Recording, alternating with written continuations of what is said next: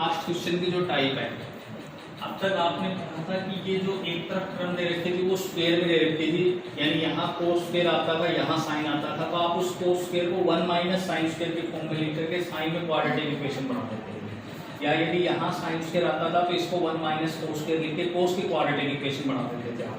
लेकिन अब जो क्वेश्चन आपकी लास्ट जो क्वेश्चन आपका एक्सरसाइज का क्वेश्चन नंबर जो 11 आप कर रहे हैं बेटा, उसमें आपके पास केवल साइन और कोस की टर्म आ रही है, तो उस टर्म को हम कैसे सोल्व करेंगे, कैसे इसका सॉल्यूशन करेंगे वो देखिए। क्वेश्चन है √3 cos x minus sin x is equal to √2।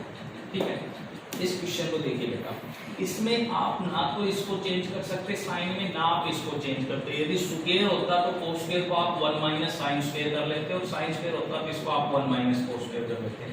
अब क्या करना है, ध्यान देना बेटा, जो cos x के आगे जो कोफिशिएंट आ रहा है उसका आप स्क्वायर कर देना, कर लिया।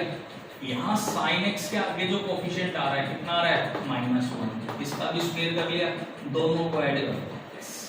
ये ध्यान रखना क्या मेथड बताए, आप एग्जांपल भी देखोगे लास्ट के दो एग्जांपल, cos x के आगे जो कोफिशिएंट है उसका स्क्वायर कर लिया, sin x के आगे जो कोफिशिएंट है उसका स्क्वायर कर दिया, दोनों को ऐड कर दिया, तो √3 का स्क्वायर 3 हो गया, 1 का स्क्वायर 1 हो गया, तो टोटल 4 आ गया। जो वैल्यू आ गई उसका रूट ले लो, तो 4 आया, 4 का रूट ले लिया, 2 आ गया। इस टर्म को आपको 2 से डिवाइड करना है वैसे, तो इसको 2 से डिवाइड करेंगे तो आएगा √3/2 cos x minus 1/2 sin x is equal to √2/2। ठीक है, अब √3/2 की वैल्यू जो होती है बेटा वो होती है cos x के साथ, √3/2 की वैल्यू मैंने cos पे लिख दी थी, ये होता है cos 30 का मतलब π/6 माइनस sin x के साथ 1/2 वैल्यू sin कितने पे होती है, ये भी 30 पे 30 का मतलब π/6 इज इक्वल टू, इसको सोल्व करेंगे तो 1/√2 बन जाएगा बेटा, क्योंकि नीचे 2 को हम लिख लेंगे √2 × √2, एक √2 आप काट दोगे तो 1/√2 आ गया। तो ये फॉर्मूला बनेगा cos a cos b minus sin a sin b cos a plus b का फॉर्मूला बन जाएगा, इज इक्वल टू 1/√2 जो होता है वो cos π/4 के ऊपर होता है बेटा, तो सीधा फॉर्मूला लग गया आपका cos x is equal to cos y, तो रिजल्ट आएगा x is equal to 2n π plus minus y, या आंसर आ जाएगा। आप इस π/6 को राइट साइड ले जाओ तो आपका आंसर आएगा x is equal to 2n π plus minus π/4, और ये राइट साइड जाएगा तो माइनस π/6, ये आपका आंसर है। देखिए लास्ट क्वेश्चन की जो टाइप बताई है बेटा वो क्या बताई है कि जो भी यहाँ cos x का कोफिशिएंट आए उसका स्क्वायर, और sin x के आगे जो कोफिशिएंट आ रहा है उसका स्क्वायर, दोनों का स्क्वायर करके ऐड कर दो, और उसका फिर आपने रूट लेना है, उससे इनको डिवाइड करना है।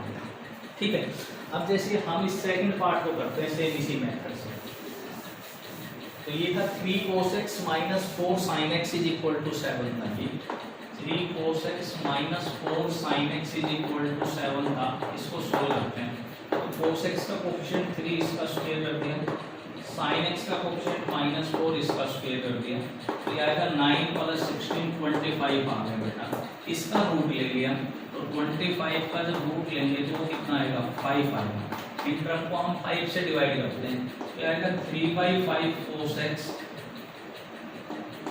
Minus 4/5 sin x is equal to 7/5 आ गया।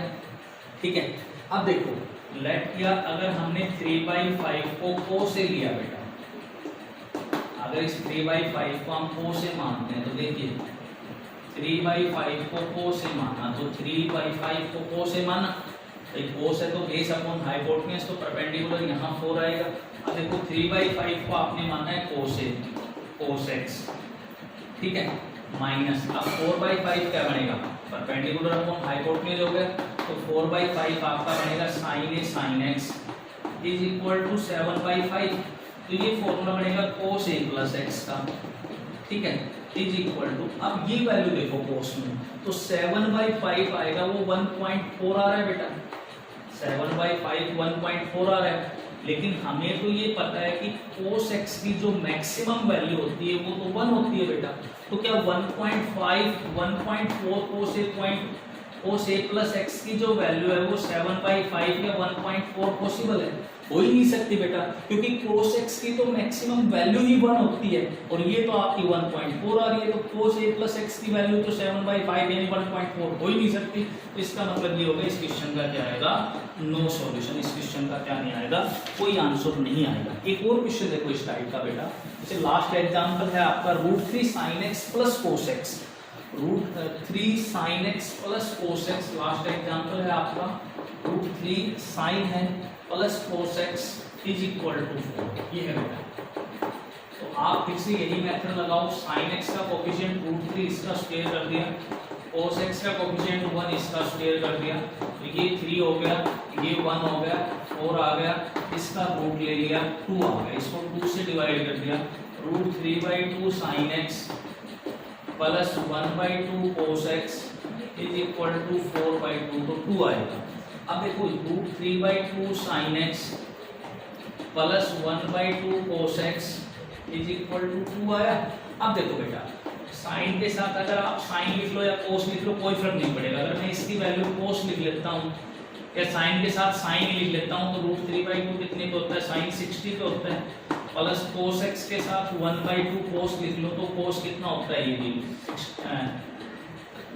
60 का मतलब π/3 हो गया, 60 हो गया तो π/3 हो गया इज इक्वल टू 2। अब देखो फॉर्मूला क्या बन गया, cos a cos b plus sin a sin b बन गया। अगर हम sin के साथ इसको cos लिखते, cos के साथ इसको sin लिखते तो sin का फॉर्मूला बनता, अब ये cos का फॉर्मूला बन गया, तो ये फॉर्मूला बनेगा cos a माइनस b का, a minus b is equal to 2। अब cos की मैक्सिमम वैल्यू ही बेटा 1 होती है, cos x की जो मैक्सिमम वैल्यू होती है वो 1 होती है, तो इसकी वैल्यू इज इक्वल टू 2 आ रही है, वो तो पॉसिबल नहीं है। तो इस क्वेश्चन का भी क्या हो गया बेटा? No solution. ठीक है, ये आपकी एक्सरसाइज 3.10 कंप्लीट हो गई।